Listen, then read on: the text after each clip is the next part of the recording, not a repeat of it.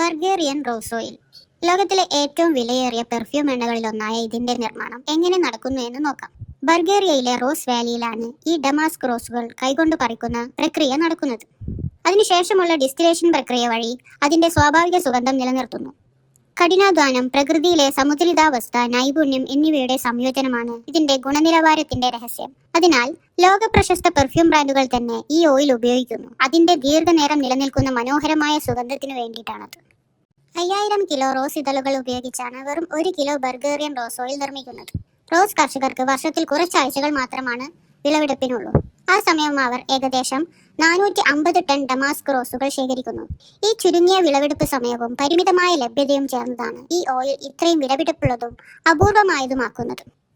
Rose വിളവെടുപ്പ് രാവിലെയാണ് തുടങ്ങേണ്ടത്. കാരണം ആ സമയത്താണ് റോസ് ഇതളുകളിൽ എണ്ണയുടെ അളവ് ഏറ്റവും കൂടുതലായിട്ടിരിക്കുന്നത്. ഡമാസ്ക് റോസുകളിൽ മറ്റു റോസുകളെക്കാൾ എണ്ണയുടെ അളവ് കുറവാണ്. അതുകൊണ്ട് വേഗത്തിൽ പറിച്ച് പ്രോസസ് ചെയ്യേണ്ടതുണ്ട്. വിളവെടുപ്പിന് ശേഷം തൊഴിലാളികൾ റോസ് ഇതളുകൾ വേഗത്തിൽ തന്നെ ഡിസ്റ്റില്ലറി കേന്ദ്രത്തിലെത്തിക്കുന്നു. നേരം വൈകുന്തോറും എണ്ണയുടെ ഗുണനിലവാരവും വിലയും കുറയും.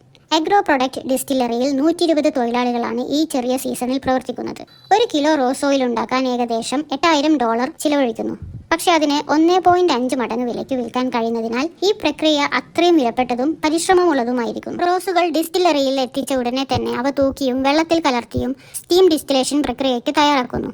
പുതുതായി നിർമ്മിക്കുമ്പോൾ ഈ ഓയിൽ തീവ്രവും കഠിനവുമായ ഗന്ധമുണ്ടാക്കും. പക്ഷേ കുറച്ചു സമയം കടന്നു പോകുമ്പോൾ അത് മൃദുവും മധുരമുള്ളതുമായ സുഗന്ധമായി മാറുന്നു.